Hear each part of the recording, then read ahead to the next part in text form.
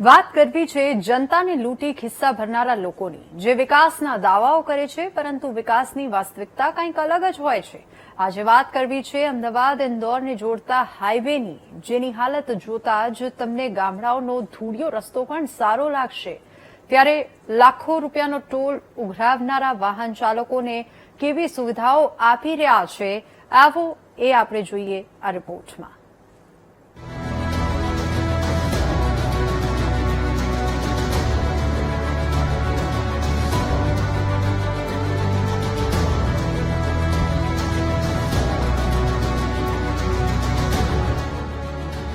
મોટું વાહન નીકળે એટલે રોડ પર ધૂળની ડમરીઓ ઉડવા લાગે. પાછળ આવતા વાહન ચાલકની આગળ કંઈ દેખાય નહીં. જાણે આંખો હવા છતાં આંખો સામે અંધાપો આવી ગયો હોય એવો આભાસ થાય. ભાઈ, આ દ્રશ્યો બીજે ક્યાંયના નહીં, ગુજરાતના જ છે. અમદાવાદથી ઇન્દોરને જોડતા હાઈવેના છે, જેની હાલત એટલી બિસ્માર બની ગઈ છે કે ગામડાના રસ્તા પણ સારા હોય, વાહન પસાર થતા જ ધૂળની ડમરીઓ ઉડવા લાગે. ડામરનું નામો નિશાન જોવા ન મળે, બસ રોડ પર કપચી અને ખાડા જ જોવા મળે. જમીની દ્રશ્યો પછી આકાશી નજારો પણ જુઓ. જ્યાં સુધી નજર પહોંચે ત્યાં સુધી ખાડાનું સામ્રાજ્ય જોવા મળી રહ્યું છે. રોજ લોકો લાખો કરોડો રૂપિયાનો ટેક્સ તો આપે છે, પરંતુ તે ટેક્સ બસ કોન્ટ્રાક્ટ એજન્સીઓના ખિસ્સા ભરવા માટે ઉઘરાવાતો હોય તેવું લાગી રહ્યું છે. લોકો કેટલા પરેશાન છે જરા તે પણ સાંભળો. રોડ તો એટલો બધો તકલાદી કે એની પૂછવાની જ વાત નહીં.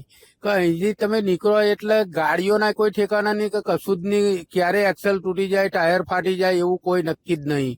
એટલા બધા ખાડા છે કે આ લોકો રોડ બનાવે છે, પણ રોડનું કામ જ એટલું બધું તકલાદી છે કે કોઈ કહેવાની વાત જ નહીં. હા, ટેક્સ તો લેવાય છે જ ને. ટેક્સ લે, ટોલ ટેક્સ લે, પણ એનો કોઈ ઉકેલ નહીં. ટોલ ટેક્સ વાળા કઈ રોડ બનાવે છે? કેટલા વર્ષોથી આ રોડ આવો ને આવો છે. સૌથી મહત્વની વાત તો એ છે કે હવે તો ટોલ ટેક્સ આપનારા વાહન ચાલકો પણ ખરાબ રોડને કારણે વાહનોમાં વેરેન્ટેજ વધી જતા રોષમાં જોવા મળી રહ્યા છે. અમદાવાદથી આવ્યો અને ગોધરા જઈ રહ્યો છું. રોડ એટલે ટોલના પૈસા તો કમ્પ્લીટ લઈ રહ્યા છે, પણ રોડમાં કોઈ ઠેકાણો નથી. મારે ડેલી અપડાઉન હોય છે, અઠવાડિયામાં 2-3 વાર, પણ હવે હેરાન થઈ ગયા. કોઈ સાંભળતું નથી. ટોલ નાકા પર કશું કહીએ તો કોઈ સાંભળતું નથી. એટલે એવું છે. ગાડીને નુકસાન થાય ખરું? ગાડી એટલે મારું પોતાનું ઓટોમોબાઈલ્સ નું છે. દર 2-4 મહિને જમ્પર ને એનો પુશિંગ નો ઇસ્યુ આવે જ છે. મુદ્દો અહીં સુવિધાનો છે.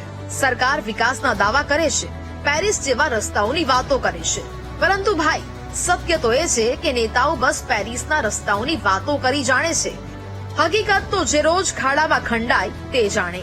નિખિલ ભોય, VTV ન્યૂઝ, ખેડા.